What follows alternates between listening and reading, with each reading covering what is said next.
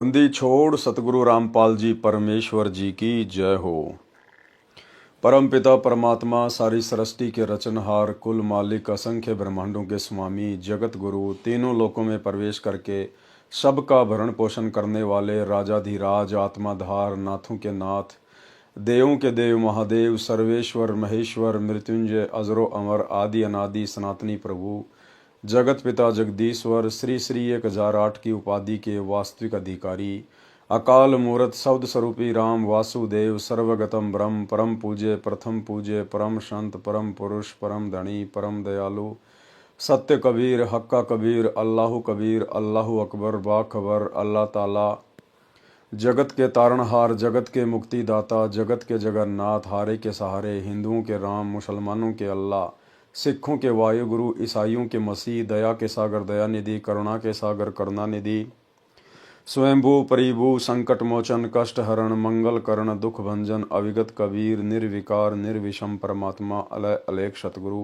आदि अनादि सतगुरु असली मर्यादा पुरुषोत्तम असली राम असली कृष्ण असली घनश्याम असली मुरारी राजाओं के राजा महाराजाओं के महाराजा शहंशाहों के शहंशाह सम्राटों के सम्राट भगवानों के भगवान अल्लाहों के अल्लाह प्रभुओं के प्रभु मसीहाओं के मसीह सच्चे वाहे गुरु बाबाओं के बाबा पीरों के पीर सेठों के सेठ जगत सेठ सावड़सा सेठ सर्वगुण संपन्न अनंत कोटि कलाओं के स्वामी अनंत कोटि ब्रह्मांडों के नायक योगियों में महायोगी ध्यानियों में महाध्यानी सिद्धों में परम सिद्ध ज्ञानियों में तत्व ज्ञानी ब्रह्म ज्ञानी महाज्ञानी परम ज्ञानी सर्वश्रेष्ठ ज्ञानी विज्ञानी युवा कबीर समरथ कबीर असंवाद अमित ओजा सच्चे रहनुमा करीम अल्लाह सुभान अल्लाह दुनिया के अंतिम पैगंबर 8 सितंबर 1951 से गांव धनाना जिला सोनीपत हरियाणा भारतवर्ष की पावन भूमि पे प्रकट रियल कल की भगवान श्री नारायण साकार हरि श्री बाबा साहिब शब्द स्वरूपी राम संत श्रोमणी सतगुरु रामपाल जी परमेश्वर जी के चरण कमल में साध संगति से जुड़े हुए देश विदेश से हम सभी सत्सेवक भाई बहनों का अनंत कोटि दंडवत प्रणाम। सत्साई भाई और बहनों, दया पूज्य गुरुदेव भगवान की सतगुरु रामपाल जी परमेश्वर जी की जिनके शुभ आशीर्वाद से विशेष आशीर्वाद से आप और हम सभी साध संगति से जुड़ी हुई सत्सेवक आत्माएं भक्ति मार्ग पर गुरुदेव के तत्व ज्ञान को आधार बनाकर दृढ़ता के साथ अपनी आत्मा के कल्याणार्थ हेतु निरंतर आगे बढ़ रहे हैं। भाई और बहनों, पूज्य गुरुदेव जी की इस कलयुग की पिछली पीढ़ी में मोक्ष के प्राइम टाइम में आप और हम सभी आत्माओं के ऊपर ये एक विशेष अहम रजा है कि गुरुदेव भगवान ने हमें साध संगति से जोड़ा। गुरुदेव भगवान ने हमारा ज्ञान योग खोला और हमें परमेश्वर ने इस मोक्ष मार्ग में आगे बढ़ाया। भाई और बहनों, कबीर सागर के सरलार्थ के ऊपर वीडियो बनाने की श्रृंखला जारी है। इसी श्रृंखला में आज हमारा ये 38वें नंबर का वीडियो है। प्रत्येक वीडियो में परमेश्वर हमें कुछ न कुछ शिक्षा अवश्य देते हैं। साथ ही गुरुदेव के कर कमल से लिखित होने के कारण इस पवित्र पुस्तक को मात्र पढ़ने या सुनने से भी हम ढेर सारे पुण्य के भागी बनते हैं। तो आज के वीडियो में गुरुदेव भगवान ने काफ़ी कुछ जानकारी जगत वाले भाई बहनों के हिसाब से लिखी है, जिसमें धर्मदास जी की वंशगद्दी वाले जो परंपरागत महंत परंपरा से हैं, उनके पीछे जो भगत समाज लगा हुआ है, उनको परम संत जानकर परमेश्वर का सत्य मार्ग जानकर उन आत्माओं के लिए आज विशेष जानकारियां हैं। बाकी हम भगत भाई बहनों के लिए भी बीच बीच में कुछ एक पॉइंट हैं। तो शुरू करते हैं गुरुदेव के कर कमल से लिखित पवित्र पुस्तक कबीर सागर के सरलार्थ के ऊपर वीडियो नंबर 38। ये कबीर सागर का सरलार्थ पेज नंबर 328 अध्याय 4 का सौरोदय का सारांश। कबीर सागर में 21वां अध्याय 4 का सौरोदय पृष्ठ 81 927 पर है। इस अध्याय में परमेश्वर कबीर जी ने मुख्य बात यह कही है कि सारनाम का सुमरण प्राणायाम विधि से किया जाता है। श्वास उश्वास से नाम जाप करने से मोक्ष प्राप्ति होती है। शेष तो मिलावटी तथा बनावटी बातें हैं। जो चौके की विधि लिखी है यह धर्मदास के वंशजों की करामात है। यानी धर्मदास जी की जो वंश परंपरा वाले हैं वो कहते हैं कि सारनाम सार शब्द की कोई आवश्यकता नहीं है, गुरु अपने आप ही पार कर देगा। लेकिन यथार्थ जो बात है वो पूज्य गुरुदेव भगवान ने बताई है कि सारनाम सार शब्द का बहुत ही महत्वपूर्ण स्थान है और साथ ही सारनाम का जाप जो है वो प्राणायाम विधि से किया जाता है। यानी श्वास उश्वास की विधि से होता है। केवल सच्चा सतगुरु ही बता सकता है। अध्याय अलिफनामा का सारांश। कबीर सागर में 22वां अध्याय अलिफनामा पेज 91 पर है। इस अध्याय में 2 प्रश्न हैं। इसमें अरबी भाषा की क ख ग वाला ज्ञान करवाया तथा प्रत्येक अक्षर से परमात्मा की महिमा का वर्णन किया गया है। जैसे सीन स सरासरी सिर साई का सब सीनों के अंदर, साचा वचन सुनो साधो जन स्वाति बरसे समुंदर।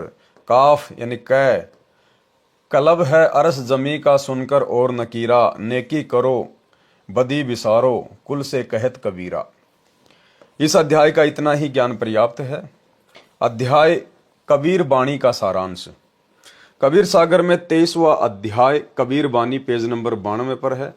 इस अध्याय में पृष्ठ 101 तक सृष्टि रचना का अधूरा तथा मिलावटी ज्ञान है। सृष्टि रचना का यथार्थ ज्ञान आप इसी पुस्तक के पेज नंबर 603 से 670 तक पढ़ें, यानी आगे जानकारी आएगी। कबीर बाणी पेज 102 तथा 103 का सारांश। धर्मदास जी ने परमेश्वर कबीर जी से प्रसन्न किया कि हे परमेश्वर, मुझे आपने वंश तथा अंश दोनों का ज्ञान दिया है। अंश है नाद यानी वचन के पुत्र तथा शिष्य परंपरा। वंश है बिंद यानी शरीर के पुत्र जो धर्मदास जी के वंश है। धर्मदास जी ने पूछा है कि जो मेरे वंश वाले दीक्षा देंगे वो किस लोक में जाएंगे, और जो अंश वाले से दीक्षा लेगा उसके अनुयायी किस लोक या द्वीप में जाएंगे। धर्मदास उवाच। धर्मदास विनती असलाई, तुमरे चरण मुक्ति गति पाई।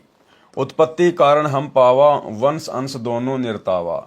लोक दीप ठोर बतायो, बैठक स्नेह हंस हंस चिन्हायो। कैसा स्वरूप समर्थ है, कैसे हैं सब हंस, के ही करनी ते पाइये, कैसे कटे काल की फंस। सतगुरु वचन यानी जिंदा महात्मा के रूप में फिर गुरुदेव भगवान ने क्या बताया। कहे कबीर सुनो धर्मदासा, अल्प बुद्धि घट महानिवासा। सत्य लोक के हैं अधर अनुपा, तामे हैं 27 दीपा। सत्य शब्द का टेका दीन्या, अगम पोहुमी रचितिन लीन्या। इन्हें आगे गुरुदेव भगवान इन वाणियों का फिर सरलार्थ भी कर रहे हैं, इसलिए हम केवल वाणियां ही पढ़ेंगे। सागर साथ ताही विस्तारा, हंस चले तां रहे विस्तारा।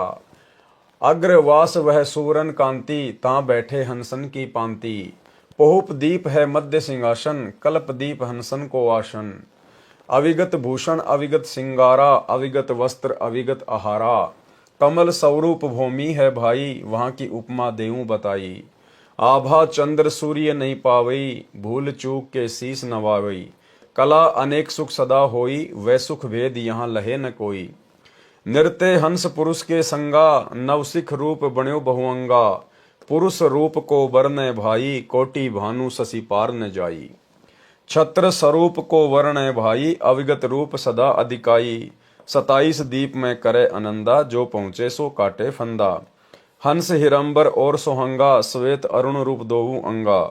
विमल ज्योत को है उजियारा, झलके कला पुरुष में भरा। चारी शब्द का लोक बनावा, 5 स्वरूप ले हंस समावा। सत्य शब्द की भूमि बनाई, क्षमा शब्द आसन निर्माई।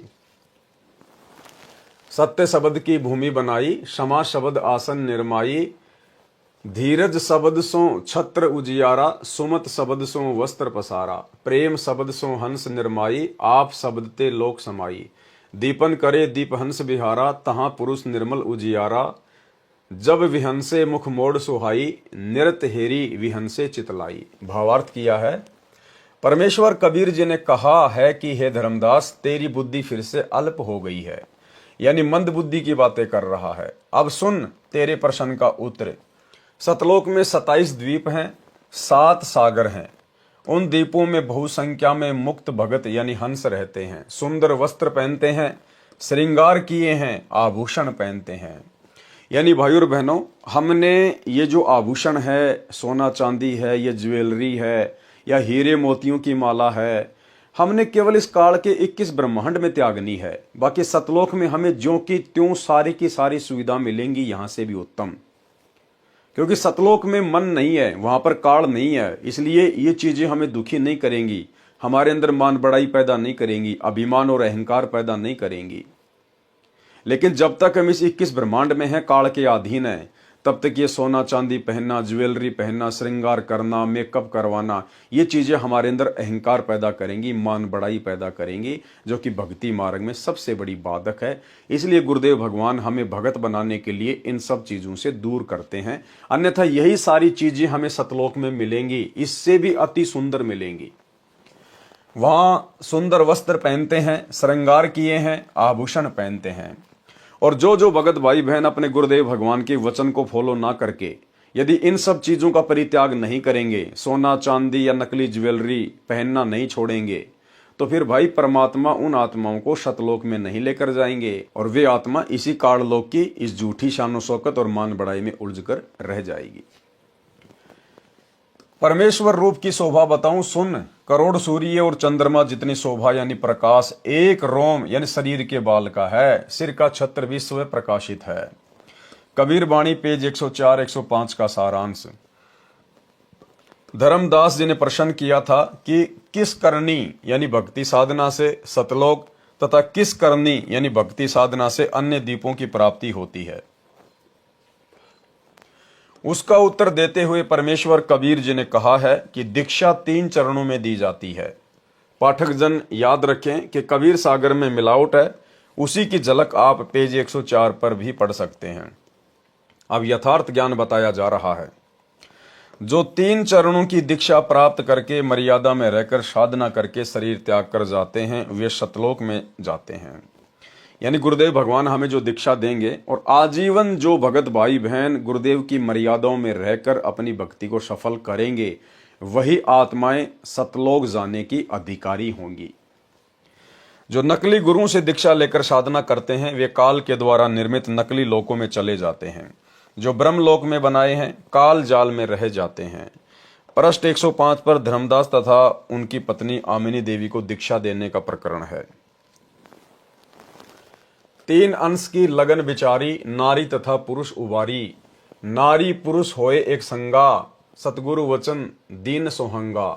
सोहम शब्द है अगम अपारा, ताका धर्मनी मैं कहूँ विचारा।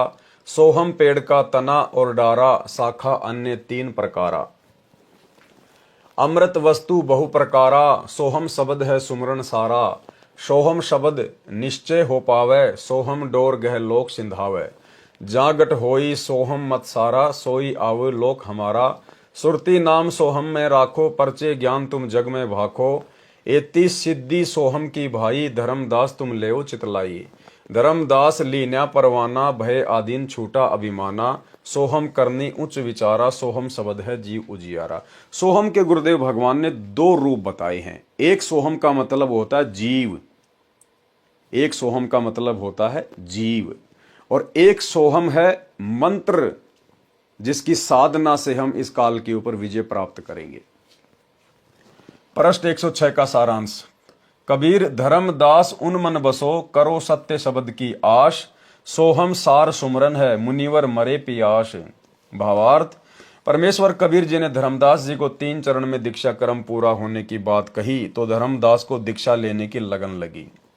स्त्री तथा पुरुष यानी पति पत्नी धर्मदास तथा आमिनी देवी ने दीक्षा ली, सोहम शब्द की दीक्षा ली और बताया कि कबीर अक्षर पुरुष एक पेड़ है, क्षर पुरुष यानी निरंजन वा की डार, तीनों देवता शाखा भये पात रूप संसार। वृक्ष का भाग जो पृथ्वी से बाहर दिखाई देता है वह तना तो अक्षर पुरुष है, उसका मंत्र सोहम है। डार को क्षर पुरुष यानी निरंजन जानो, उसका भी मंत्र दिया जाता है। तीनों देवता रजगुण ब्रह्मा, सतगुण विष्णु, तमगुण शिव, उस वृक्ष की शाखा जानो जो पृथ्वी के अंदर वृक्ष की मूल यानी जड़ें हैं। उनको सत्य पुरुष जानो, उनका भी मंत्र जाप का दिया जाता है, वह मंत्र गुप्त रखा जाता है, उपदेशी को बताया तथा सुनाया समझाया जाता है। परमेश्वर कबीर जी ने प्रथम मंत्र देकर फिर सतनाम की दीक्षा दी थी। इस सत्य नाम में 2 अक्षर हैं, एक ओम तथा दूसरा सोहम। धर्मदास जी को प्रथम मंत्र के 5 नामों तथा सत्य नाम के ओम मंत्र तक तो कोई शंका नहीं हुई। इससे ये जाहिर होता है भाई और बहनों कि 650 साल पहले कबीर परमेश्वर सतगुरु रामपाल जी ने धर्मदास जी को प्रथम मंत्र भी कंप्लीट नहीं दिया था। सार नाम सार शब्द तो बहुत दूर की बात है। क्या कह रहे हैं परमात्मा, ध्यान से देखिएगा। धर्मदास जी को प्रथम मंत्र के 5 नामों तथा सत्य नाम के ओम मंत्र तक तो कोई शंका नहीं हुई। यानी धर्मदास को प्रथम मंत्र में केवल बीच बीच के 5 ही मंत्र गुरुदेव भगवान ने दिए थे, क्योंकि कंप्लीट कोर्स तो वर्तमान की पिछली पीढ़ी में ही देना था। अपितु हर्ष हुआ कि जिस विष्णु लक्ष्मी जी को मैं चाहता था उन्हीं के मंत्र मिले हैं। ओम नाम भी जाना माना तथा विश्वसनीय माना, परंतु सोहम शब्द को सुनकर अजीब सा महसूस किया। परमेश्वर कबीर जी अंतर्यामी हैं, सब समझ गए कि धर्मदास जी को शंका है।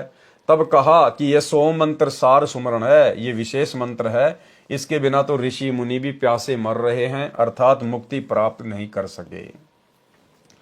पृष्ठ 108, पृष्ठ 109 पर सामान्य ज्ञान है, जो पहले वर्णन किया जा चुका है।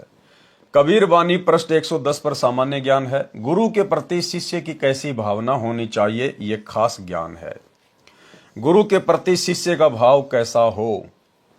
गुरु सो अंतर कभू न राखै, प्रेम तीर्ति सो दीनता बाखै। क्या कह रहे हैं परमात्मा, यदि वास्तव में मोक्ष प्राप्त करना है तो गुरु सो अंतर कभू न राखै, अपने गुरुजी से कभी भी हमने दूरी बनाकर नहीं रखनी है। सदा हमने अपने गुरुदेव के चरणों में स्वयं को समर्पित करके रखना है।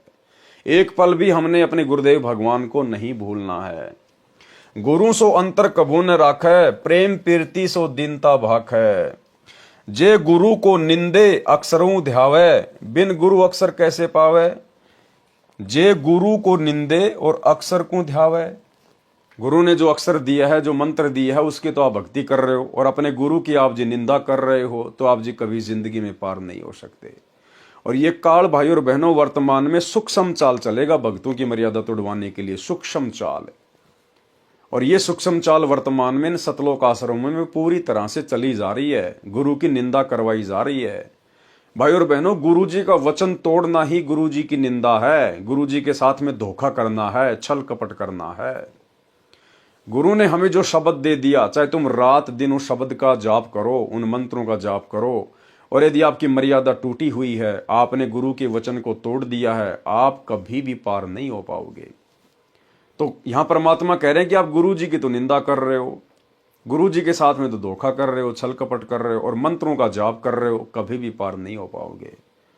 2019 में सतलोक आश्रम मैनेजमेंट हरियाणा ने कांग्रेस सरकार का समर्थन किया, कांग्रेस सरकार को वोट डलवाए। तो जाहिर सी बात है, बीजेपी वाले तो गुरुदेव भगवान की निंदा करेंगे, गुरुदेव को गालियां निकालेंगे। तो भक्तों ने अपने घटिया कर्मों से अपने गुरुदेव की जगत से निंदा करवाई। वर्तमान समय 2024 में वही सतलोक आश्रम मैनेजमेंट हरियाणा कांग्रेस सरकार को छोड़कर अब बीजेपी की गोद में आ बैठा। अब बीजेपी का समर्थन करवाया जा रहा है, बीजेपी सरकार को वोट डलवाए जा रहे हैं। तो अब कांग्रेस वाले गुरुदेव भगवान की निंदा चुगली करेंगे, गालियां निकालेंगे।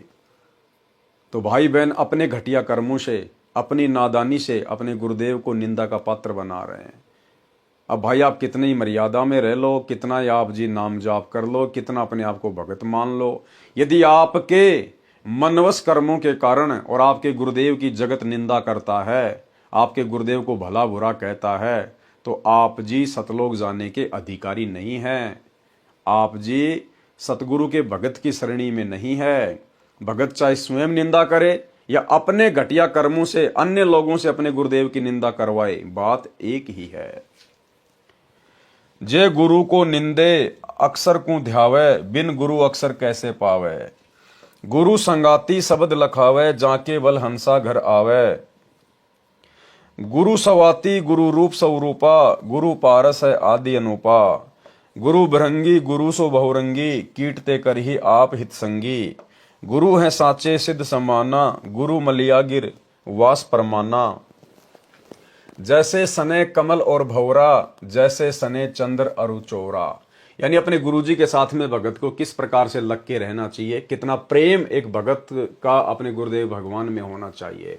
जैसे स्नेह कमल और भौरा, जैसे स्नेह चंद्र अरु चकोरा। जैसे स्नेह लहर जल अंगा, जैसे स्नेह दीप पतंगा। जैसे स्नेह मृगा और जंत्री, जैसे स्नेह चकमक और पथरी। जैसे स्नेह स्वाति और पपीहा, जैसे स्नेह चुंबक और लोहा। जैसे स्नेह मीन अरु नीरा, जल बिछुरे व तजे शरीरा। ऐसे गुरु शिष्य को संदेशा, मुक्ति होए गुरु मिटायो अंदेशा। एते सने है शिष्य सईदानी, इतने गुरु के तत्व बखानी।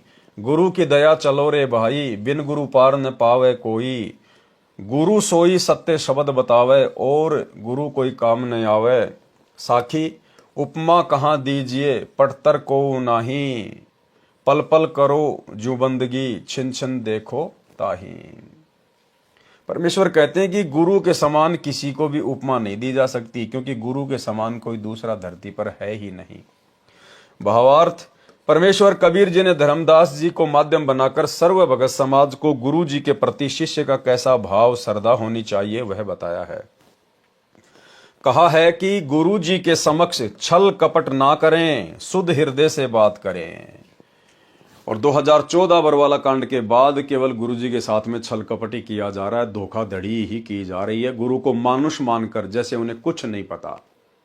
गुरु की गैर हाजिरी में उनकी मर्यादाओं की धज्जियां उड़ाते हुए धनाना गांव के बच्चों के खेलने के लिए 1 करोड़ रुपए की लागत का बैडमिंटन का स्टेडियम बना दिया गया। गुरु जी के साथ में धोखा, छल कपट।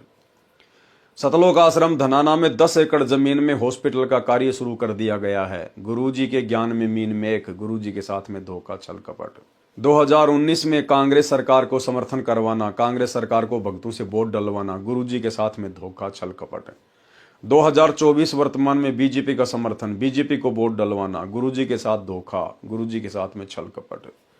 भक्तों के दान धर्म को गुंडों की सीबीआई जांच में लगाना, गैंगस्टर आनंदपाल सिंह की सीबीआई जांच का समर्थन करवाना, हरियाणा के जाट आरक्षण में भक्तों को बैठाना, आरक्षण वालों को करोड़ों रुपए चंदे में देना, गुरु जी के साथ में धोखाधड़ी, गुरु जी के साथ में छल कपट। हिंदुओं का पक्ष लेते हुए और मुसलमानों के विपक्ष में खड़े होकर मध्य प्रदेश के सीहोर जिले में विश्व हिंदू परिषद और बजरंग दल के साथ मिलकर रैलियां निकालना। इसके अलावा भी भाई और बहनों, ना जाने कितने कुक्रम हैं जो गुरुदेव भगवान के 2014 में हिसार जेल जाने के बाद उनके पीछे से उनको मानुष मानकर उनके परिवार ने, इन कोऑर्डिनेटरों ने खुद भी अपने कर्म फोड़े हैं और संगत के भी फुड़वाए हैं, और वर्तमान में कर्म फुड़वाने जारी हैं, और आगे भी ना जाने कितने कर्म फुड़वाएंगे जब तक गुरुदेव भगवान जेल से बाहर नहीं आ जाते हैं। परमेश्वर कबीर जी ने धर्मदास जी को माध्यम बनाकर सर्व भगत समाज को गुरु जी के प्रति शिष्य का कैसा भाव श्रद्धा होनी चाहिए वह बताया है। कहा है कि गुरु जी के समक्ष छल कपट ना करें, शुद्ध हृदय से बात करें और विनम्र भाव से बोलें। जो गुरु की निंदा करता है और सत्य साधना त्याग कर काल की भक्ति करता है, उसको गुरु के बिना अविनाशी परमात्मा कैसे मिल सकता है। गुरु शिष्य पतंग दीप सम होई, ऐसा सने कर जो कोई। जैसे फूल पर भंवरा बैठ जाता है, उसमें इतना मस्त हो जाता है, रात्रि के समय फूल बंद हो जाता है, भंवरा मर जाता है, परंतु साथ नहीं छोड़ता। लेकिन 2014 बरवाला कांड 8 वर्षों तक अपने गुरुजी का साथ छोड़कर गुरुजी के साथ में धोखाधड़ी करते हुए गुरुजी का छोटा भाई महेंद्र 8 साल तक भगोड़ा बन के घूमा, गुरुजी का लड़का भगोड़ा बन के घूमा, अन्य बड़े बड़े सेवादार भगोड़े बन के घूमे। इन्होंने गुरुजी का साथ उसी समय त्याग दिया जिस समय बरवाला कांड हुआ। इनकी मनमानी हरकतें फैल हो गई, इन्होंने जैसा सोचा था वैसा हुआ नहीं। और जब पुलिस प्रशासन गुरुदेव भगवान को अरेस्ट करने के लिए आया तो यही सारे के सारे लोग जो बरवाला कांड के मुख्य सूत्रधार हैं, गुरुदेव का भाई, गुरुदेव के लड़के, अन्य बड़े बड़े परम भगत समझे जाने वाले लोग, ये सारे के सारे लोग बच निकलकर भागने का प्रयास कर रहे थे, लेकिन ये पुलिस की हत्थे चढ़ गए और काफी संख्या में लोग भगोड़े बनकर घूमते रहे पिछले 8-10 वर्षों तक। कुछ तो वर्तमान में भी भगोड़े बनकर घूम रहे हैं। अन्य उदाहरण चांद तथा चकोर पक्षी का बताया है कि एक चकोर पक्षी रात्रि में चंद्रमा की ओर उसी समय से देखना शुरू कर देता है जिस समय उदय होता है। एक टक दृष्टि जमाए रहता है, चंद्रमा ऊपर होता है तो चकोर पक्षी गर्दन ऊपर करता चला जाता है। चंद्रमा जब पीछे को जाता है तो वृक्ष पर बैठा चकोर पक्षी गर्दन ऊपर से पीछे की ओर करता चला जाता है। एक पल भी चंद्रमा से नजर भी नहीं हटाता। कई बार वृक्ष से गिर जाता है, उसकी गर्दन टूट जाती है, फिर भी पृथ्वी पर पड़ा पड़ा भी चंद्रमा से दृष्टि नहीं हटाता। यानी इतना प्रेम जब तक आप और भगत भाई बहनों का अपने गुरुदेव के प्रति नहीं होगा, और ये प्रेम भाई और बहनों ऐसे नहीं उमड़ेगा। ये प्रेम उमड़ेगा जब हम पतिव्रता पद की भक्ति करेंगे, केवल अपने गुरुदेव को ही परमेश्वर मानकर, कबीर जी मानकर, अपना इष्ट मानकर भक्ति करेंगे। आपने गुरु बना रखा है, साथ में आप जी दाढ़ी मूछ वाले कबीर जी को कबीर मानकर, परमात्मा मानकर आप उसकी फोटो अपने गले में लटका के घूम रहे हैं, अपने घर पर दरबार साहिब में लगा के रखे हुए हैं, आश्रमों में टांग रखी है। जो उनके महीने में उस मुर्दा फोटो को कबीर मानकर उसका आप कबीर प्रकट दिवस मनाते हो, तो आप जी कभी भी अपने गुरु के प्रति अपने हृदय में वो प्रेम पैदा नहीं कर सकते, क्योंकि अभी आप व्यभिचारिणी भक्ति कर रहे हो, अभी आप वैश्या भक्ति कर रहे हो। आपको पतिव्रता भक्ति पर आना पड़ेगा, केवल एक इष्ट, और वो केवल हमारा गुरु, दूसरा कोई नहीं। कई बार अंधेरी कृष्ण पक्ष की रात्रि में अग्नि के अंगारे को उदय होता चंद्रमा जानकर चोंच में भर लेता है। जीव जल जाती है, मर जाता है, अंगारा को छोड़ता नहीं है। ऐसा प्रेम गुरु के प्रति शिष्य का होना चाहिए, तब परमात्मा प्राप्त होता है। चकोर पक्षी को चांद से कुछ मिलना भी नहीं होता, फिर भी फिदा हो जाता है। गुरु से अनमोल पदार्थ सत्य भक्ति तथा परमेश्वर मिलता है। इस सौदे में हानि तो है ही नहीं। हिरण यानी मृग को वश में करने वाला शिकारी एक यंत्र से धुन निकालता है। उस धुन को सुनकर हिरण शिकारी की ओर खींचा चला जाता है। दुश्मन के सामने अपना मुख रख देता है, शिकारी उसको पकड़ ले जाता है, मारकर अपना सवार सिद्ध करता है, परंतु हिरण पीछे नहीं हटता। गुरु के साथ ऐसा प्रेम शिष्य का होना चाहिए, मोक्ष अवश्य मिलेगा। जैसे पपीहा पक्षी पृथ्वी पर खड़ा पानी नहीं पीता, चाहे प्यास से मर जाए, वह आकाश से वर्षा का पानी पीता है, इसी प्रकार शिष्य को अपने गुरु के अतिरिक्त अन्य गुरु से कोई वास्ता नहीं होना चाहिए। लेकिन यहां तो वास्ता हो गया। गुरुदेव भगवान कह रहे हैं, यदि आपको अपने गुरु की प्राप्ति करनी है, मोक्ष प्राप्त करना है, तो अपने पपीहे जैसा बनना पड़ेगा। पपीहा इस पृथ्वी का पानी नहीं पीता, चाहे कितना ही पानी क्यों ना हो। वो स्वाति नक्षत्र में आकाश से गिरने वाली बूंद का पानी पीता है। इसी प्रकार भाई और बहनों, वर्तमान में इन सतलोक आश्रमों में अपने गुरुदेव भगवान का जहां इंतजार करना चाहिए था शब्द के लिए, उस बूंद के लिए, हम पपीहे हैं, हमारे गुरुदेव भगवान वो बूंद है स्वाति नक्षत्र की। लेकिन इन आश्रमों में काल प्रेरणा से ये परीक्षा का समय चल रहा था, परमात्मा भक्तों की बुद्धि विवेक को चेक कर रहे हैं। लेकिन इन आश्रमों में काल प्रेरणा से सभी भगत भाई बहनों की मर्यादाएं तोड़वा दी गई है। किसी ने भी अपने गुरुदेव भगवान से प्रेम करते हुए उनके आने का इंतजार नहीं किया। और वो बूंद जो केवल हमने हमारे गुरुदेव भगवान से ही अपने अंतःकरण में डलवानी थी, वो बूंद, और वो भी नकली बूंद, लाखों की संगत ने धनाना आश्रम में जाके, रोहतक आश्रम में जाके, मुंडका आश्रम में जाके, और वो नकली फर्जी सार शब्द ले लेके अपने आप को धन्य मान रहे हैं। कभी भी मोती नहीं बनेगा। भगत भाई बहनों से लिए गए फर्जी सार नाम से कभी भी मोती नहीं बनेगा। यदि वो असली भी है तो ये लोग उस नाम को देने के अधिकारी नहीं हैं, जिस कारण से कभी भी मोती नहीं बनेगा, मोक्ष प्राप्ति नहीं होगी। हमने अपने गुरुदेव भगवान का इंतजार करना चाहिए था, क्योंकि मालिक ने पपीहे का उदाहरण दिया। जैसे पपीहा पक्षी पृथ्वी पर खड़ा पानी नहीं पीता, चाहे प्यास से मर जाए, वह आकाश से वर्षा का पानी पीता है। इसी प्रकार भक्तों ने केवल अपने गुरुदेव भगवान के आने के बाद उनसे सार नाम लेना चाहिए था। इसी प्रकार शिष्य को अपने गुरु के अतिरिक्त अन्य गुरु से कोई वास्ता नहीं होना चाहिए। अब भक्तों के गुरु कौन बन गए? जिन्होंने वो सार नाम दिया है, सार शब्द दिया है या दिलवाया है, वो बन गए भक्तों के गुरु। गुरु भगवान तो जेल में बैठे हुए हैं और अपने जैसे दो कोड़ी के जीवों से वो नकली नाम लेके अपने गले में माला पहन के और अपने आप को धन्य समझ रहे हैं। जैसे मछली पानी के बिना पल भी नहीं रह सकती, यदि जल से दूर हो जाती है तो मर जाती है। जिस शिष्य का ज्ञान योग खुल जाता है, यानी जिसको मोक्ष के महत्व का पता चल जाता है, तो उसकी दशा मछली मीन जैसी हो जाती है। अब ये ज्ञान योग भाई और बहनों केवल सत्सेवकों का खुला है, केवल सत्सेवकों का। ये दास जो बार बार कहता है ना कि केवल सत्सेवकों का ही ज्ञान योग वर्तमान में गुरुदेव भगवान ने खोल रखा है। इसलिए केवल सत्सेवकों को ही सतगुरु रामपाल जी में परमेश्वर दिखाई देता है, कबीर भगवान दिखाई देता है। तो बहुत सारे भाई बहन मजाक करते हैं, हाँ तुम्हारा ज्ञान योग खुल गया, तुम्हारा ज्ञान योग खुल गया। गुरुदेव भगवान खुद कह रहे हैं कि जिस शिष्य का ज्ञान योग खुल जाता है उसके बाद क्या होता है, जिस शिष्य का ज्ञान योग खुल जाता है, यानी जिसको मोक्ष के महत्व का पता चल जाता है, तो उसकी दशा मछली जैसी हो जाती है। यदि किन्हीं कारणों से गुरु से दूर हो जाता है तो जीना हराम हो जाता है।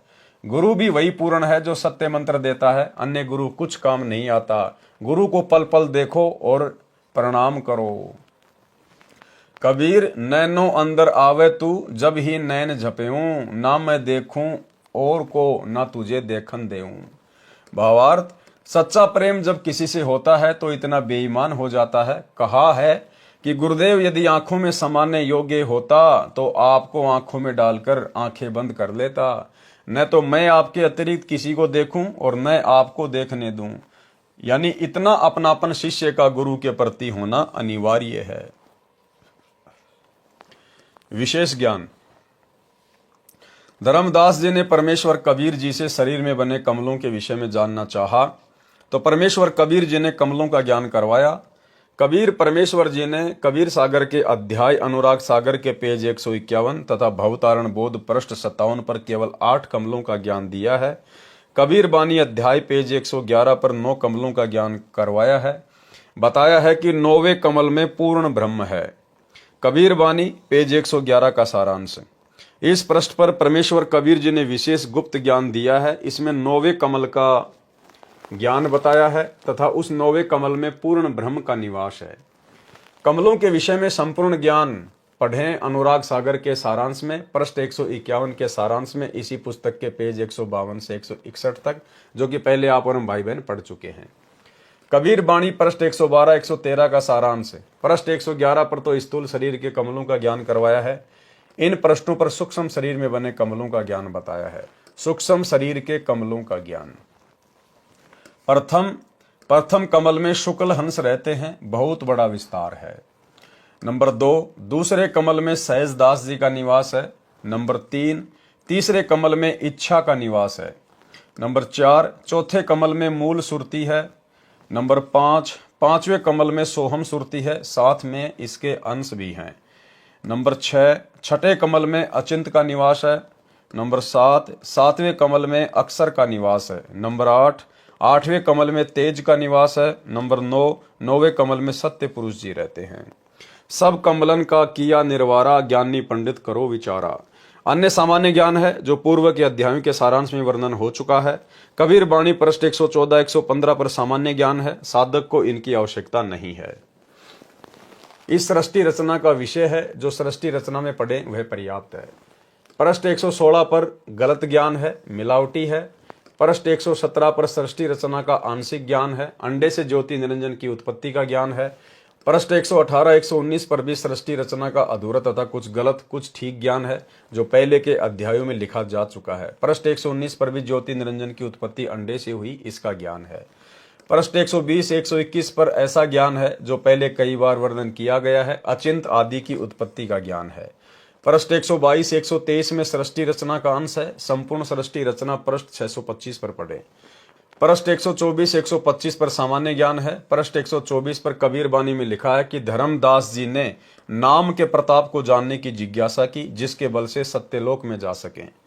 परमेश्वर कबीर जी ने बताया कि पृथ्वी लोक से सतलोक तक जाने के रास्ते में 7 शून्य यानी खाली स्थान है, और प्रत्येक शून्य के पहले और बाद में कुल 10 लोक हैं। 7 शून्य 10 लोक प्रमाना, अंश जो लोक लोक को शाना। 9 स्थान है 10वां घर साचा, तेही चढ़ी जीव सब बाचा। 16 संग पर लागी तारी, तेही चढ़ी हंस भय लोक दरबारी। भावार्थ, पृथ्वी लोक तथा स्वर्ग लोक के बीच में खाली स्थान है। एक ब्रह्मांड में ब्रह्म लोक है, शेष सभी लोकों का एक समूह बनाया है, जैसे पृथ्वी लोक, स्वर्ग लोक तथा 7 पाताल लोक, श्री विष्णु लोक, श्री शिव लोक, श्री ब्रह्मा लोक, 88,000 पुरियां यानी खेड़े, यह एक समूह है। ब्रह्मलोक और समूह के बीच में एक शून्य है, दूसरी शून्य ब्रह्मलोक के चारों ओर है, तीसरी शून्य 5 ब्रह्मांडों के चारों ओर है, चौथी शून्य 20 ब्रह्मांडों के चारों ओर है, पांचवी शून्य काल ब्रह्म के 21 ब्रह्मांडों के चारों ओर है, छठी शून्य अक्षर पुरुष के निज स्थान जिसे अक्षर पुरुष लोक कहा जाता है, जो एक ब्रह्मांड में है। अक्षर पुरुष का ब्रह्मांड एक संग ब्रह्मांडों का है।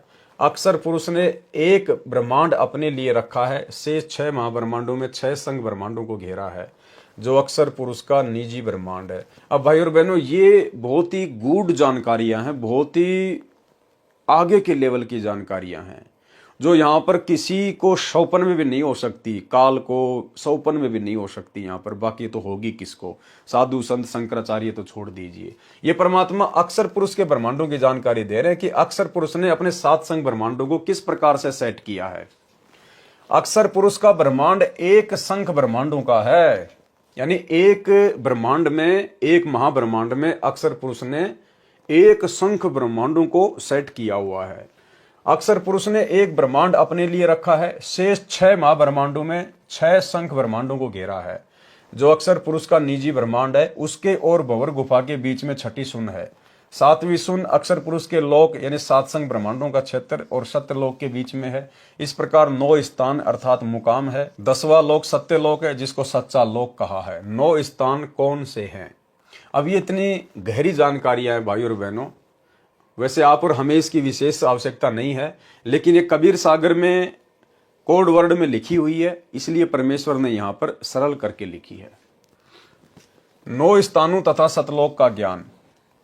जीव पृथ्वी लोक पर विराजमान है। भक्ति की कमाई इन्हीं 2 पाताल तथा स्वर्ग लोकों में नष्ट करता है। पाताल लोक स्वर्ग लोक में फंसा है, यहां से निकलना है।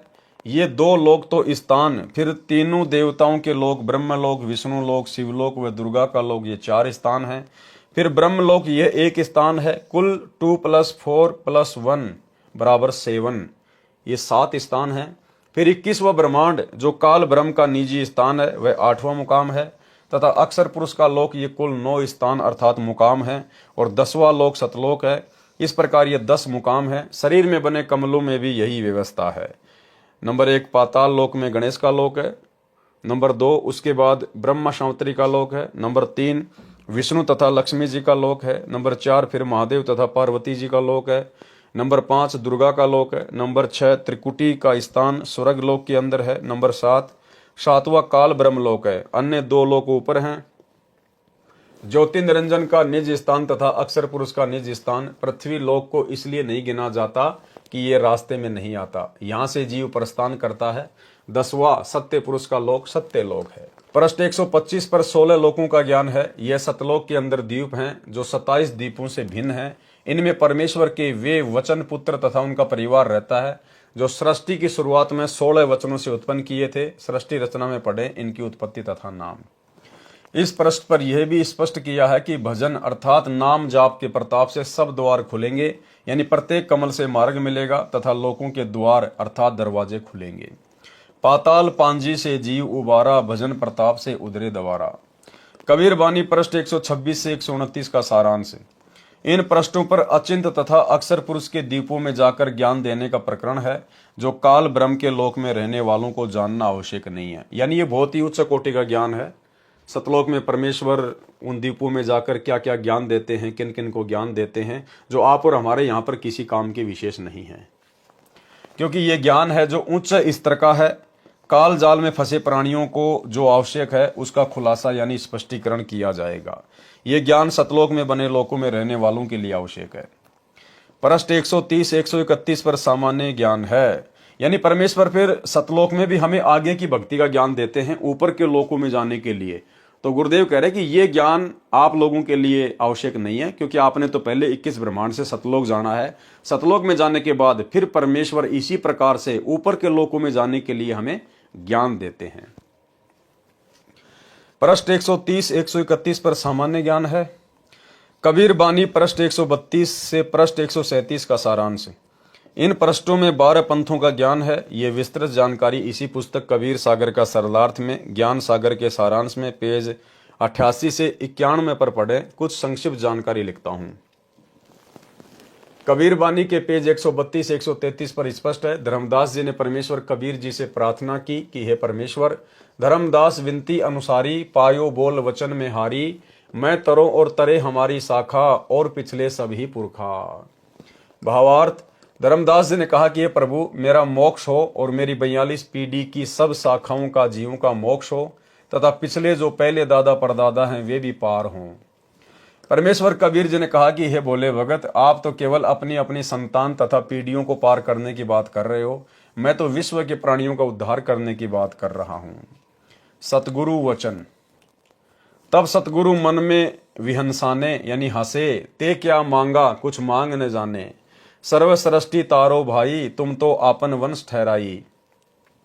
ये प्रपंच काल सब कीन्या, तुम्हारी बुद्धि काल खींच लीन्या। तब धर्मदास बहे मलीना, जैसे कमल फूल मुरझीना।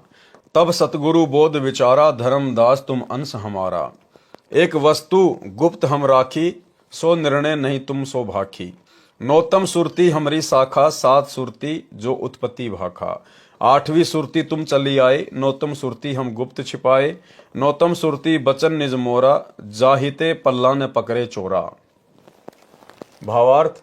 परमेश्वर कबीर जी ने धर्मदास जी से कहा कि हे धर्मदास, तेरी बुद्धि काल ने खींच ली है, यानी संकीर्ण बुद्धि कर दी।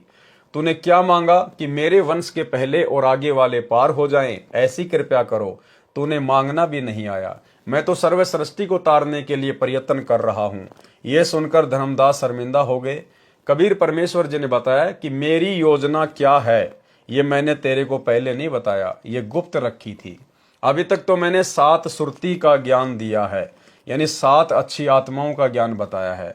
आप धर्मदास आठवीं सुरती हो, यानी मेरे द्वारा भेजी गई आत्मा हो। आपके पुत्र चूड़ामणि यानी मुक्तामणि को मैं गुरु पद दूंगा, परंतु उस परंपरा यानी बिंद परंपरा में छठी पीढ़ी यानी छठी गुरु गद्दी वाले को काल के चलाए 12 पंथों में से 5वां टकसारी पंथ वाला भ्रमित कर देगा।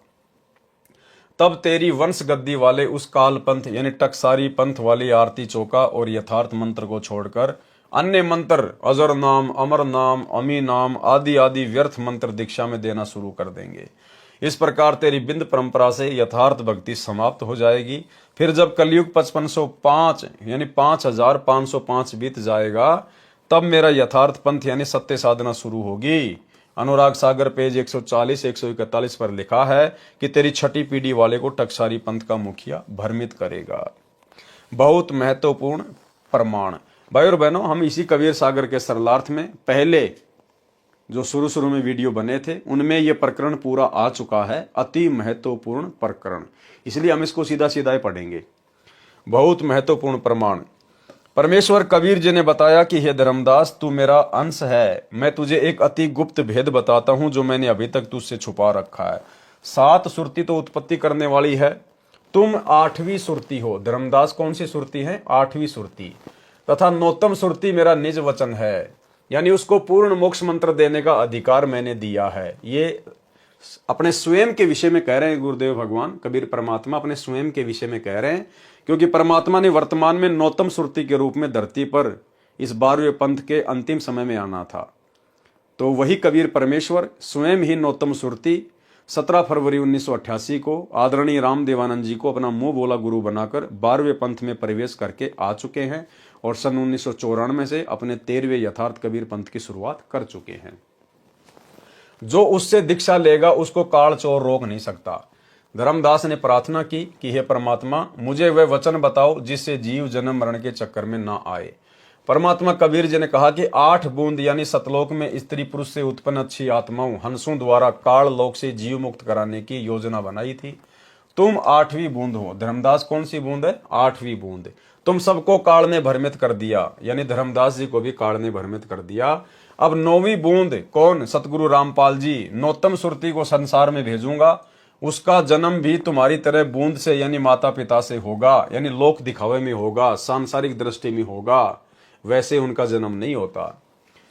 तब युगबंध हुए धर्मदास नौतम सुरत बूंद प्रकाश 8 बूंद की जुगति बनाई, नौतम से 8वीं बूंद मुक्ताई। अब धर्मदास सहित उन सभी आत्माओं का वर्तमान में उस 9वीं बूंद यानी नौतम सुरती सतगुरु रामपाल जी परमेश्वर जी से मुक्ति करवाई जाएगी। उस एक बूंद से तेरे सहित 8वीं बूंद तथा तेरे बूंद बिंद वाले 42 वंश पार कर दिए, यानी आशीर्वाद दे दिया। वंश 42 बूंद तुम्हारा, 100 में 1 बूंद से तारा। हे धर्मदास, तू मेरी 8वीं सुरती है जो संसार में भेजा है। कलयुग 5505 वर्ष बीत जाने पर मेरा यथार्थ 13वां कबीर पंथ चलेगा। उसको चलाने वाली मेरी नौतम सुरती होगी। स्वयं परमात्मा ही होंगे, अपने आप को छुपा रहे हैं। वह 9वीं आत्मा मेरा निज वचन यानी सत्य नाम सार शब्द लेकर जन्मेगा। अब बताओ भाई, अब वो नौतम सुरती कौन है? उसके द्वारा चलाए पंथ में जो नाम दीक्षा लेगा तो काल चोर उसको रोक नहीं पाएगा। अब वो नौतम सुरती स्वयं सतगुरु रामपाल जी भगवान कबीर परमात्मा है। और क्या कहा जा रहा है उनके बारे में, वह नौवीं आत्मा मेरा निज वचन यानी सत्य नाम सार शब्द लेकर जन्मेगा। अब बताओ दादा गुरु जी ने किसको सार शब्द दिया भाई? जब स्वयं सतगुरु रामपाल जी भगवान सार शब्द लेकर प्रकट हुए हैं, क्योंकि ये परमेश्वर हैं, इनके अलावा तो शब्द किसी के पास है ही नहीं। तो बताओ फिर इनका गुरु कौन होगा जिससे ये शब्द लेंगे? तो आदरणीय राम देवानंद जी 650 साल पहले जिस प्रकार कबीर परमेश्वर जी ने सांसारिक दिखावे में, लोक दृष्टि में पंडित रामानंद जी को अपना मुंह बोला गुरु धारण किया था, ठीक इसी प्रकार से वर्तमान में उसी कबीर परमेश्वर सतगुरु रामपाल जी ने आदरणीय राम देवानंद जी को उसी प्रकार लोक दिखावे में अपना मुंह बोला गुरु धारण किया, केवल गुरु शिष्य परंपरा को बनाए रखने के लिए। अन्यथा वो सार शब्द तो परमेश्वर के पास ही होता है। और यहां पर संकेत भी कर दिया गुरुदेव ने, वह नौवीं आत्मा मेरा निज वचन यानी सत्य नाम सार शब्द लेकर जन्मेगा। उसके द्वारा चलाई पंथ में जो नाम दीक्षा लेगा तो काल चोर उसको रोक नहीं पाएगा। धर्मदास उवाच, धर्मदास दोई कर जोरा, कहो बचन सोई सतगुरु मोरा। सोई बचन कहो समझाई, जेहि ते जीव सृष्टि में न आई। सतगुरु उवाच, 8 बूंद की जुगति बनाई, नौतम ते 8 बूंद मुक्ताई। बिना गुरु को भेद नहीं पावे, युग बंद होवे तो हंस कहावे। यह भावार्थ परमेश्वर कबीर जी ने कहा कि हे धर्मदास, मेरी योजना 8 अच्छी आत्माओं को काल लोक में जन्म देकर जीव उद्धार करने की थी, परंतु वे 8 भी काल के वश होकर भटक रही हैं। जन्म से 8वीं बूंद यानी माता पिता के बीज से बने मानव शरीर वाली 8वीं आत्मा तुम हो। उन 8 का भी उद्धार 9वीं बूंद यानी मानव जन्म प्राप्त अच्छी आत्मा से होगा। कबीर वाणी पृष्ठ 133 पर अधिकतर मिलावटी तथा बनावटी वाणी है, जिनका प्रसंग से मेल नहीं होता। केवल धर्मदास जी की विनती ठीक है, जिसमें परमेश्वर से पूछा है कि मेरे नारायण पुत्र की शिक्षा दीक्षा कैसे चलेगी। धर्मदास विनती अनुसारी, साहब विनती सुनो हमारी। नारायण दास हमारे पुत्र सोई, उनकी सिखावन कैसी होई। सतगुरु उवाच, तब सतगुरु यह वचन पुकारा, चूड़ामणि वंश छत्र उजियारा। और सब जीव काल धर खाई, नारायण जीव काल का भाई। चूड़ामणि नाम से काल डराई, सत्य नाम है तो जीव मुक्ताई। तिनकी सनद चले संसारा, उनके हाथ नाम सत हमारा। ये वाणी उचित है, शेष बनावटी है। भावार्थ परमेश्वर कबीर जी ने स्पष्ट कर दिया कि नारायण दास तो काल का भेजा जीव है, वह हमारे मार्ग पर नहीं चलेगा। उसने तो श्री कृष्ण जी की महिमा बताई थी, चूड़ामणि को मैं गुरुपद दूंगा, उसके सिर पर गुरुपद का छत्र लगेगा। अनुराग सागर के पेज 140 पर स्पष्ट किया है कि चूड़ामणि की परंपरा भी भ्रमित होकर कालजाल में रह जाएगी। उपरोक्त वाणी में यह भी स्पष्ट कर दिया है कि यदि गुरु पद पर विराजमान के पास सतनाम है तो जीव मुक्त होंगे। उनकी सनद यानी प्रमाणिकता संसार में मुक्ति के लिए मान्य होगी। उनके हाथ में हमारा सत शब्द भी रहेगा, अन्यथा न गुरु का मोक्ष होगा न अनुयायियों का।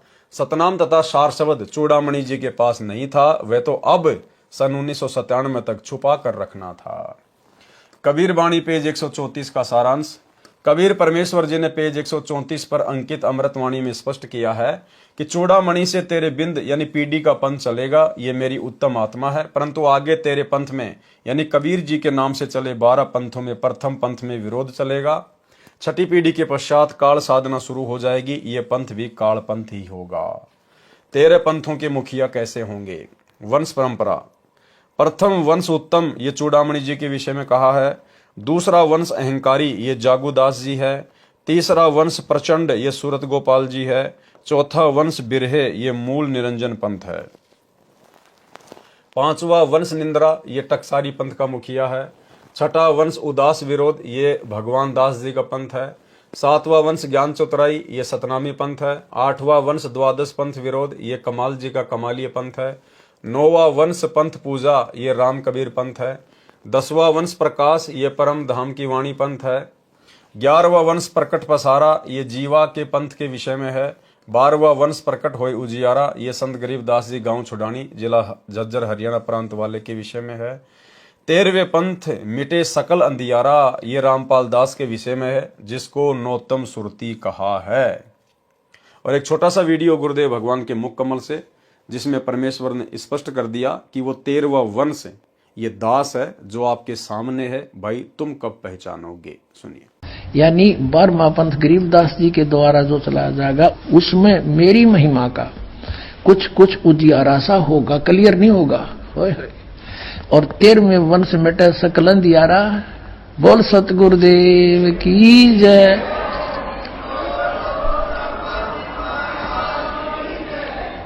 ये 13वां वंश ये दास है जो आपके सामने बैठा है। भाई बच्चों आप कद पहचानोगे। 13वें वंश मिटे सकल अंधियारा, ये रामपाल दास के विषय में है, जिसको नौतम सुरती कहा है। सवसम वेद बोध पृष्ठ 155 पर भी 12 पंथों के नाम लिखे हैं। जब तेरी पीढ़ी चली आवे, मुक्तामणि तभी प्रकटाई, धर्म कबीर होए प्रचारा, जहां तहां सतगुरु सुयस उचारा। कबीर वाणी पृष्ठ 135 981 पर अधूरा तथा मिलावटी ज्ञान है। कबीर वाणी के पृष्ठ 136 982 137 983 का सारांश। कबीर वाणी अध्याय में 12 पंथों का ज्ञान है। द्वादश पंथ चलो सो भेद। 12 पंथों के विषय में कबीर चरित्र बोध पेज 1835 1870 पर तथा सवसम वेद पृष्ठ 155 पर भी लिखा है। कबीर परमेश्वर जी ने स्पष्ट किया है कि काल मेरे नाम से 12 पंथ चलाएगा। उनसे दीक्षा प्राप्त जीव वास्तविक ठिकाने यानी यथार्थ सत्य स्थान अमरलोक को प्राप्त नहीं कर सकेंगे। इसलिए धर्मदास भविष्य का ज्ञान मैंने कह दिया है, जो इस प्रकार है। प्रथम वंश तो उत्तम कहा है, वह प्रथम पंथ का प्रवर्तक चूड़ामणि यानी मुक्तामणि होगा, और अन्य शाखा जो चूड़ामणि के वंश में शाखाएं होंगी वे भी काल के पंथ होंगे। पाठकों से निवेदन है कि यहाँ पर धर्मदास के वंश वाले महंतों ने चूड़ामणि को 12 काल के पंथों से भिन्न करने की कुचेष्टा की है। यहाँ वाणी में गड़बड़ की है। प्रथम पंथ जागू दास वाला बताया है। कबीर सागर के कबीर चरित्र बोध अध्याय में पृष्ठ 1870 पर जागू दास का दूसरा पंथ लिखा है और नारायण दास का प्रथम पंथ लिखा है। नारायण दास जी तो कबीर पंथी था ही नहीं, वह तो कृष्ण पुजारी था। वहां पृष्ठ 1870 कबीर चरित्र बोध में भी चालाकी करके चूड़ामणि जी को हटाकर नारायण दास लिखा है, परंतु कबीर बानी पृष्ठ 134 पर प्रथम वश उन्नतम चूड़ामणि रख दिया, जो कबीर वाणी अध्याय के इस पृष्ठ 136 पर 12 पंथों में जो प्रथम पंथ जागू दास का लिखा है उससे लेकर आगे 12 पंथ पूरे नहीं होते। चूड़ामणि जी को मिलाकर पूरे 12 पंथ होते हैं। यहाँ पर नारायण दास का नाम नहीं है। पृष्ठ 1870 कबीर चरित्र बोध पर नारायण दास का प्रथम पंथ लिखा है। 12वां पंथ संत गरीबदास जी वाला है। चूड़ामणि जी का प्रथम पंथ है, जिसकी मुख्य गद्दी दामाखेड़ा छत्तीसगढ़ में है तथा इसी दामाखेड़ा से स्वयंभू गुरु खरसिया बिहार में काल प्रचारक गुरु बना। इन सब का विस्तार अब तक कबीर जी के नाम से चल रहा है। अब पढ़ें वह अमृतवाणी अध्याय कबीरवाणी पृष्ठ 136। द्वादश पंथ चलो सो भेद। द्वादश पंथ काल फुरमाना, भूले जीव ने जाय ठिकाना। ताते आगम कई हम राखा, वन समारा चूड़ामणि शाखा। प्रथम जग में जागू भरमावे, बिना भेद वो ग्रंथ चुरावे। दूसर सुरती गोपाल ही होई, अक्सर जो जोग दरड़ावे सोई। तीसरा मूल निरंजन बाणी, लोक वेद की निर्णय ठानी। चौथे पंथ टकसार भेद ले आवे, नीर पवन को संधि बतावे। सो ब्रह्म अभिमानी जानी, सो बहुत जीवन की करी है हानि। पांचों पंथ बीज को लेखा, लोक परलोक कहे हमने देखा।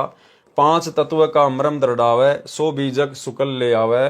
छठवा पंथ सत्य नामी प्रकाशा, घटके माही मार्ग निवासा। 7वां जीव पंथ ले बोले वानी, भयो प्रतीति मरम नहीं जानी।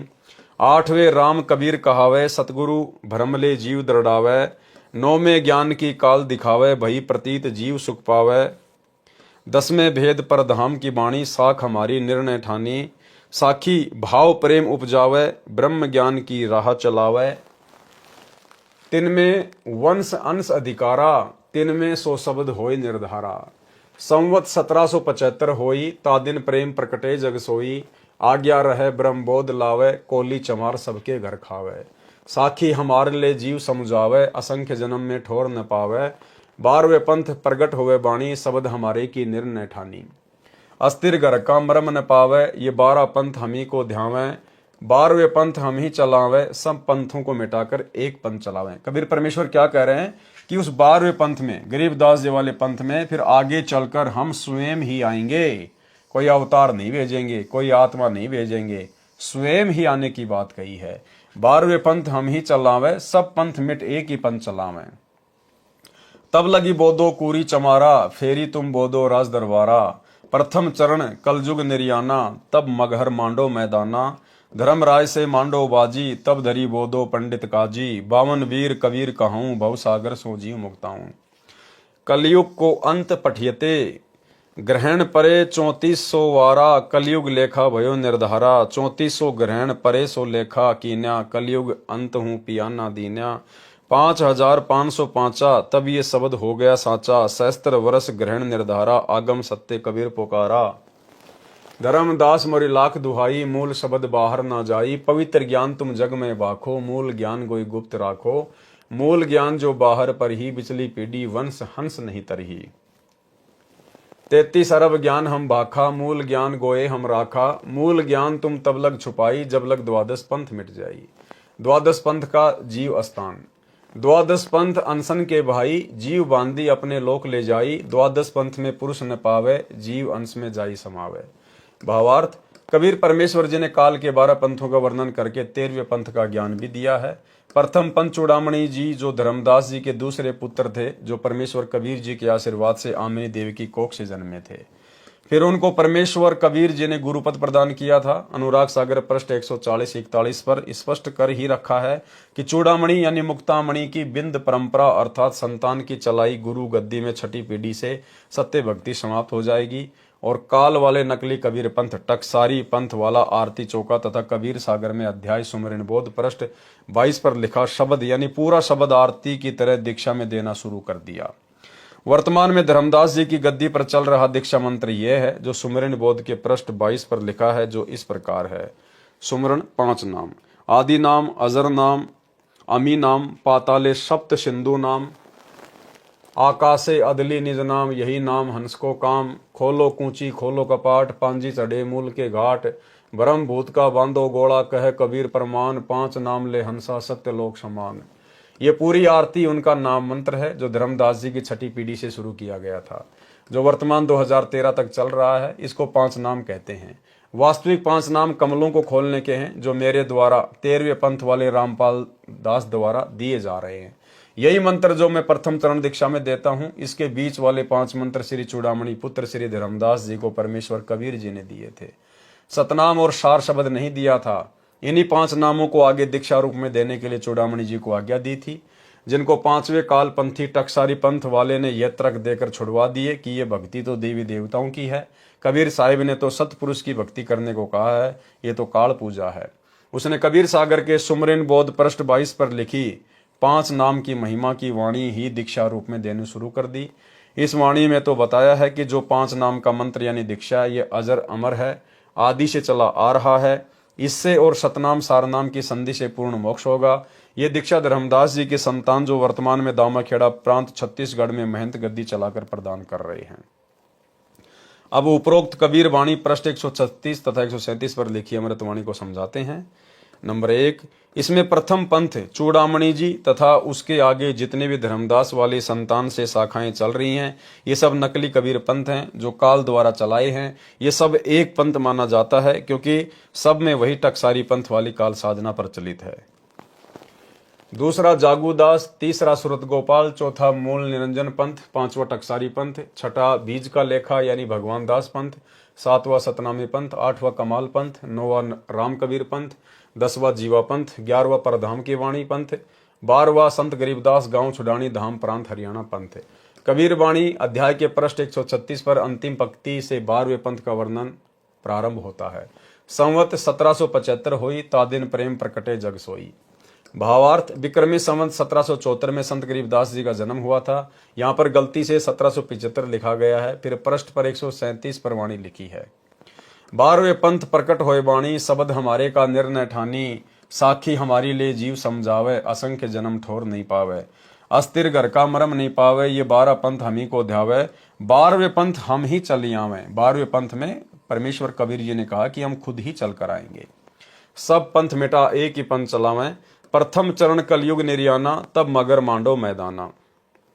भावार्थ, कबीर परमेश्वर जी ने बताया है कि 12वें पंथ का प्रवर्तक संवत 1774 में जन्म लेगा। संत गरीबदास जी के विषय में कहा है। यह कबीर चरित्र बोध अध्याय के पेज 1870 पर भी स्पष्ट है कि 12वां पंथ गरीबदास जी का पंथ है। फिर कहा है कि 12वें पंथ में मेरी महिमा की वाणी प्रकट होगी, यानी गरीबदास जी जो 12वें पंथ वाला वह मेरी महिमा की वाणी बोलेगा। उसके अनुयायी तथा अन्य 11 पंथों के अनुयायी मेरी साखी यानी वाणी को आधार बनाकर उसको अपनी बुद्धि के अनुसार अनुवाद करके जीवों को समझाएंगे।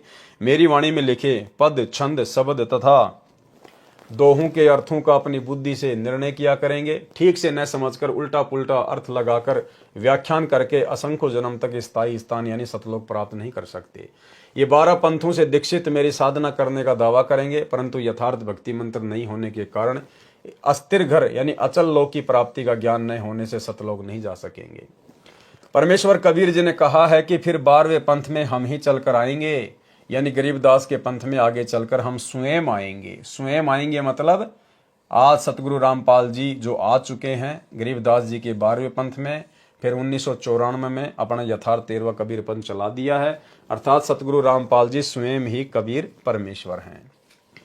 परमेश्वर कबीर जी ने कहा है कि फिर 12वें पंथ में हम ही चलकर आएंगे, यानी गरीबदास के पंथ में आगे चलकर हम स्वयं आएंगे। कबीर वाणी पेज 132 पर भी स्पष्ट किया है कि एक वस्तु गुप्त हम राखी, सो निर्णय तुम सो नहीं बाकी। नौतम सुरती हमारी शाखा, 7 सुरती की उत्पत्ति भाखा। 8वीं सुरती तुम चली आए, नौतम सुरती हम गुप्त छुपाए। नौतम सुरती वचन निज मोरा, ते ही ते पल्ला न पकड़े काल चोरा। भावार्थ, परमेश्वर कबीर जी ने स्पष्ट कर दिया है कि धर्मदास तुम 8वीं अच्छी आत्मा हो, आप आ चुके हो, अब 9वीं अच्छी आत्मा आएगी, वह मेरा निज वचन खास वचन है, यानी उसके पास मेरी पूर्ण शक्ति है। अब पूर्ण शक्ति अगर 9वीं आत्मा को दे दी गई है तो फिर कबीर जी के पास में क्या बच गया भाई। कोई यदि अपनी पूर्ण शक्ति किसी और को दे देगा तो वो तो खाली हो गया, फिर उसके पास में क्या है। और परमात्मा क्या कभी अपनी पूर्ण शक्ति किसी को देगा? कभी नहीं देगा। अगर किसी को दे दी तो फिर परमात्मा का अस्तित्व क्या रह गया। तो यहां पर यह कहना कि वो मेरी पूर्ण शक्ति प्राप्त है, स्वयं अपने लिए कह रहे हैं, यानी सतगुरु रामपाल जी स्वयं ही कबीर परमात्मा है, यानी उसके पास मेरी पूर्ण शक्ति है। ये मैंने तेरे से छुपा रखा था। पृष्ठ 137 पर स्पष्ट ही कर दिया है कि 12वें पंथ में हम आएंगे। स्पष्ट ही कर दिया है कि 12वें पंथ में हम आएंगे, यानी कबीर जी स्वयं ही आए हैं। अब वह 12वें पंथ में परमेश्वर के नौतम सुरती रामपाल दास आ चुका है। यहां अपने आप को छुपा देते हैं गुरुदेव। जैसे कबीर सागर में मिलावट करके धर्मदास जी की संतान वाले गद्दी वालों ने भ्रम फैलाया है कि धर्मदास जी तथा उनकी संतान चूड़ामणि की संतान जो 42 पीढ़ी चलेगी उनसे जगत का उद्धार होगा, यहां तक भ्रम फैलाया है कि कबीर परमेश्वर जी ने कहा है कि जब तक धर्मदास जी की 42 पीढ़ी की गुरु परंपरा चलेगी तब तक मैं कबीर जी पृथ्वी पर नहीं आऊंगा। विचार करें कि यदि ये सत्य होती तो ये नहीं कहते कि मैं 12वें पंथ में चलकर आऊंगा। यदि ऐसा होता तो संत गरीबदास जी को संवत 1784 में गांव छुडानी में नहीं मिलते। पृष्ठ 137 पर आगे कहा है कि कलयुग का प्रथम चरण कब था? प्रथम चरण कलयुग निर्याना, तब मगहर मांडो मैदाना। परमेश्वर कबीर जी ने बताया है कि मैं मगहर में एक लीला करूंगा, ब्राह्मणों के साथ आध्यात्मिक मैदान मांडूंगा, यानी ज्ञान गोष्ठी करूंगा। मैदान मांडने का भावार्थ है कि किसी के साथ कुश्ती करना या लड़ाई करना या ज्ञान चर्चा यानी शास्त्रार्थ करने के लिए चैलेंज करना। पंडित जन कहा करते थे कि जो काशी शहर में मरता है वह स्वर्ग में जाता है तथा जो मगहर शहर में मरता है वह गधा बनता है, इसलिए मगर में कोई मत मरना। परमेश्वर कबीर जी कहते थे कि सत्य साधना करने वाला मगर में मरो तो भी स्वर्ग तथा स्वर्ग से भी उत्तम लोक में जाता है। मगहर नगर उत्तर प्रदेश में, जिला संत कबीर नगर में है, गोरखपुर से 25 किलोमीटर अयोध्या की ओर है। कबीर परमेश्वर जी ने कहा कि मैं मगहर में मरूंगा और उत्तम लोक में जाऊंगा। विक्रमी संवत 1575 सन 1518 माघ के महीने की शुक्ल पक्ष की एकादशमी को परमेश्वर कबीर जी ने सतलोक जाने की सूचना दे दी। काशी से मगर सीधे रास्ते से 150 किलोमीटर है। उस समय कबीर परमेश्वर जी लीला में आयु 120 वर्ष की थी। पैदल चलकर 3 दिन में काशी शहर से मगर स्थान पर पहुंचे। काशी नरेश वीर सिंह बघेल कबीर परमेश्वर जी का शिष्य था तथा मगर नगर का नवाब बिजली खान पठान भी परमेश्वर कबीर जी का शिष्य था। दोनों अपनी अपनी सेना लेकर मगर के बाहर आधा किलोमीटर दूर आमी नदी के किनारे जहां पर कबीर जी बैठे थे वहीं पहुंच गए। परमेश्वर कबीर जी ने एक चद्दर अपने नीचे बिछवाई। भक्तों ने श्रद्धा से 2-2 इंच फूल बिछा दिए। कबीर जी उस पर लेट गए तथा कहा कि मैं संसार छोड़कर जाऊंगा। उस समय हजारों की संख्या में लोग तथा सेना के जवान उपस्थित थे, ब्राह्मण भी देखने आए थे। परमेश्वर कबीर जी ने कहा कि मेरा शरीर नहीं मिलेगा, क्योंकि बिजली खान पठान मुसलमान था। वह कह रहा था कि हम अपने गुरु का अंतिम संस्कार मुसलमान रीति से करेंगे। वीर देव सिंह हिंदू था, उसने कहा कि हम अपने गुरु जी का अंतिम संस्कार हिंदू रीति से करेंगे, यदि बातों से बात नहीं बनी तो युद्ध करके लेंगे। परमेश्वर जी ने कहा कि आपको मेरी शिक्षा का क्या असर हुआ, आप आज भी हिंदू तथा मुसलमान को भिन्न भिन्न मान रहे हैं। क्या कहा परमेश्वर ने उस समय कि आप आज भी हिंदू तथा मुसलमान को अलग अलग मान रहे हो। और ये गलती वर्तमान में भी कर डाली भाई और बहनों। वर्तमान में भी जो सतलोक आश्रमों से भाई बहन जुड़े हुए हैं, गुरुदेव का परिवार है, ये कोऑर्डिनेटर हैं, इनकी बुद्धि भी वर्तमान में बिजली खान पठान और वीर सिंह बघेल जितनी ही काम कर रही है। उस समय भी परमात्मा ने उन दोनों को धमकाया कि तुमको मेरी शिक्षा का क्या असर हुआ, तुमने क्या ज्ञान समझा, आज भी तुम हिंदू और मुसलमान दोनों को अलग अलग मान रहे हो। और यही गलती वर्तमान में काल ने करवा दी सतलोक आश्रम मैनेजमेंट हरियाणा से। अभी कुछ ही दिन पहले बांग्लादेश के मुसलमानों के खिलाफ भारत में बजरंग दल और विश्व हिंदू परिषद के लोगों ने मध्य प्रदेश के सीहोर में देवास में एक रैली का आयोजन किया, जिसमें बांग्लादेश के मुसलमानों के खिलाफ विरोध प्रदर्शन किया गया। और सतलोक आश्रम मैनेजमेंट हरियाणा वालों ने, हमारे गुरु भगत भाई बहनों ने बढ़ चढ़कर उस रैली में हिस्सा लिया। मुसलमानों के विरोध में बजरंग दल वालों के साथ में मिलकर संत रामपाल जी के शिष्यों ने उस रैली में हिस्सा लिया। तो भाई और बहनों, आज भी ये लोग गुरुदेव भगवान के ज्ञान को नहीं समझ पा रहे। ज्ञान गंगा पुस्तक खोलने से पहले जो चौपाई लिखी है, ये लोग उसको भी नहीं समझ पाए कि जीव हमारी जाति है, मानव धर्म हमारा, हिंदू मुस्लिम सिख ईसाई धर्म नहीं कोई न्यारा। आज भी संत रामपाल जी के भगत अपने आप को हिंदू ही मान रहे हैं। अरे हिंदू मान रहे हैं तभी तो मुसलमानों के विरोध में इन्होंने प्रदर्शन किया।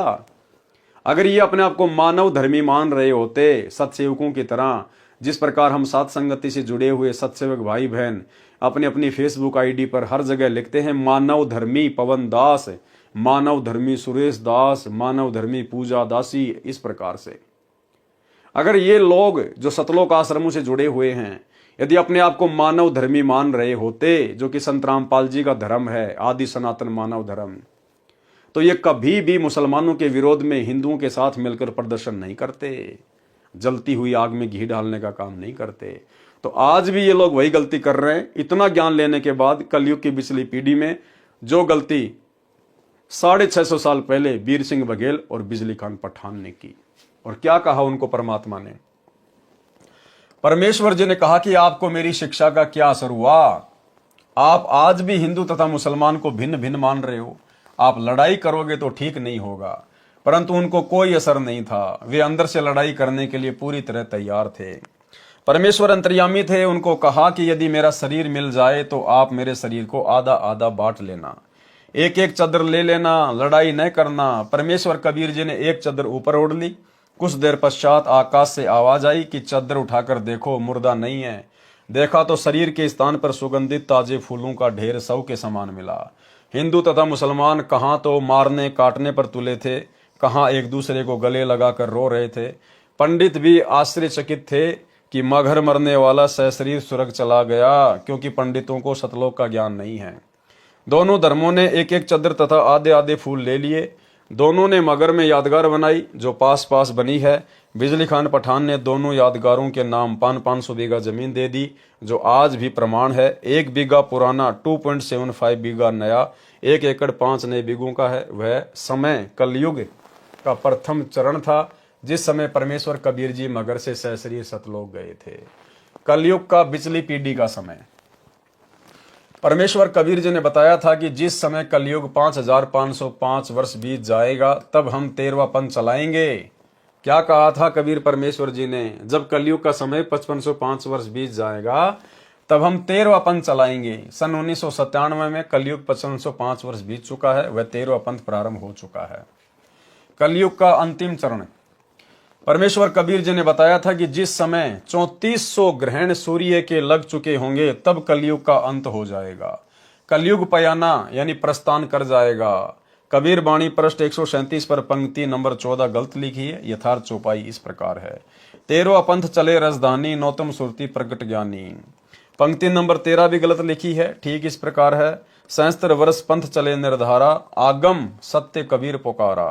वाणी नंबर 12 भी गलत है। ठीक नीचे पढ़िए, कलयुग बीते 5505, तब ये वचन होएगा सांचा। पंक्ति नंबर 15 भी गलत लिखी है। ठीक निम्न है, कबीर भक्ति करे सब कोई, सकल सृष्टि परमानिक होई। भावार्थ, परमेश्वर कबीर जी ने तीनों चरण कलयुग के बताए हैं। फिर धर्मदास जी से प्रतिज्ञा सौगंध दिलाई कि मूल ज्ञान यानी तत्व ज्ञान तथा मूल शब्द सार शब्द किसी को उस समय तक नहीं बताना है जब तक 12 पंथ मिट न जाएं। विचार करें, 12 पंथ मिटाकर एक पंथ चलाना था। उस समय जिस समय कलयुग में 5505 वर्ष बीत जाएगा, कलयुग का वह समय सन 1997 में है, तो इससे पहले ये नाम बताना ही नहीं था। तो दामाखेड़ा छत्तीसगढ़ वाले धर्मदास जी के बिंद यानी संतान गद्दी वालों के पास तो सार शब्द तथा तत्व ज्ञान है ही नहीं। न तो वे मुक्त कर सकते हैं और न ही मुक्त हो सकते हैं। उसके लिए परमेश्वर कबीर जी के अनुराग सागर पृष्ठ 140-141 पर स्पष्ट कर दिया है कि हे धर्मदास, तेरा छठी पीढ़ी से यथार्थ पंथ नाम की साधना भी समाप्त हो जाएगी। कालपंथी टकसारी जो काल के द्वारा चलाए कबीर नाम से चले पंथों में 5वां पंथ है, उसकी आरती चौका तथा नाम दीक्षा प्रारंभ करेगा, जो दामाखेड़ा में वर्तमान में चल रही है। फिर पृष्ठ 137 कबीर वाणी पर पंक्ति नंबर 19 में यह भी स्पष्ट कर दिया है कि मैंने यानी कबीर परमेश्वर जी ने 33 अरब ज्ञान बोला है, परंतु तत्व ज्ञान मूल ज्ञान गुप्त ही रखा है। यह तो उसी समय खोलना है जब कलयुग का बिचला चरण चलेगा, यानी वर्तमान समय। 33 अरब ज्ञान हम भाखा, मूल ज्ञान गुप्त हम राखा। काल वाले कबीर पंथ के जीव कहाँ जाएंगे? 12 पंथ अनशन के भाई, जीव बोध अपने लोक ले जाई। 12 पंथ में पुरुष नहीं आवे, जीव अंश में जाई समावे। भावार्थ, 12 पंथ काल अंश के चलेंगे, वे जीवों को गलत ज्ञान देकर अपने अपने लोकों में ले जाएंगे। सतलोक नहीं जा सकते, ये ऊपर स्पष्ट हो चुका है। पृष्ठ 138 से 156 तक दामाखेड़ा वालों ने यथार्थवाणी को घुमाकर मिलावट करके बिगाड़ कर ये सिद्ध करने की कोशिश की है कि धर्मदास जी की 42 पीढ़ियों से जीव मुक्त होंगे। वास्तविकता यह है कि परमेश्वर कबीर जी ने बताया था कि तेरी कुल संतान इतनी हो जाएगी। यदि तेरी संतान काल जाल में नहीं फंसेगी तो यह संभव होगा, जो पृष्ठ 138 से 156 पर लिखा है। विचार करें, यदि इन पृष्ठों के ज्ञान को सत्य माने तो पृष्ठ 148 पर पंक्ति नंबर 14 में लिखा है कि 20 दिन और वर्ष 25 इतना कुल में चले संदिशा। भावार्थ, प्रत्येक गद्दी वाला 25 वर्ष और 20 दिन तक गद्दी पर रहेगा। विचार करें, क्या वर्तमान तक 13 पीढ़ी चल चुकी है, इनमें कोई 25 वर्ष 20 दिन गुरु पद पर रहा है? नहीं तो अपने आप वाणी का सिद्ध होता है। यदि काल छठे पीढ़ी वाले को नहीं ठगता तो यह समय सही रहता। कबीर बाणी पृष्ठ 149 पर पीढ़ी नंबर 6 का वर्णन। छठे वंश अंश अधिकारा, ताते काल आनी पेठारा। पुनि आवे पुरुषई सैदानी, तरे कड़िहार तिन्ही के परवानी। 370 7,000 वंश अंश संग उतरे पारा। भावार्थ, ये स्वयं मान रहे हैं कि छठी पीढ़ी में काल घुसपैठ करेगा। फिर कहा है कि पुरुष फिर आवेगा, उनसे पार हुए। विचार करें, वाणी में लिखा है कि अंश वंश उतरे पारा। ये वाणी भविष्य में होने वालों का संकेत नहीं कर रही है। इसका भावार्थ है कि 7370 अंश वंश पार उतर गए। यदि सत्य वाणी होती तो लिखते उतरेंगे पारा। फिर इसी पर पृष्ठ 149 पर पीढ़ी नंबर 4 की वाणी में लिखा है कि 1303 कड़िहार तिनके संग उतरी गयो पारा। भावार्थ है कि 1303 कड़िहार उनके साथ पार उतर गए। ये भी भविष्य का संकेत नहीं है, यह तो भूतकाल यानी बीते समय का ज्ञान है। इसलिए सब वाणी पृष्ठ 138 से 156 तक बनावटी तथा मिलावटी है। पृष्ठ 156 से 160 तक का सारांश। पृष्ठ 156 के नीचे की वाणी तथा पृष्ठ 157, 158, 159, 160 पर परमेश्वर ने स्पष्ट किया है कि जो नौतम सुरती 13वें पंथ से दीक्षा लेकर गुरु मर्यादा में रहकर भक्ति की कमाई करेंगे, वे सत्यलोक में विशेष स्थान पर रहेंगे। उनके सिर पर छत्र होगा, उनको परमेश्वर अपने समान शोभा प्रदान करेंगे। वे परमेश्वर कबीर जी के विशेष लाडले होंगे। उनके शरीर की शोभा तो 16 सूर्यों के प्रकाश जितनी ही रहेगी। इन पृष्ठों पर भी अधिक वाणी मिलावटी बनावटी है। उदाहरण के लिए पृष्ठ 160 पर अंत में वाणी लिखी है, सुनो धर्मदास मैं तुम्हें बखानी, आदि अंत की सुधी तुम जानी। संवत 1569 आवे, सतगुरु चली उड़ीसा जावे। जब लग वंश करे गुरुवाई, तब लग धरती धरो नहीं पाई। जब लग वंश 42 संसारा, तब लग नहीं आऊं पिछवारा। वचन वंश हम 40 बाखा, जग की मुक्ति वचन की शाखा। इन वाणियों में कहा है कि कबीर पुरुष ने कहा था कि संवत 1569 में सतगुरु उड़ीसा जाएगा।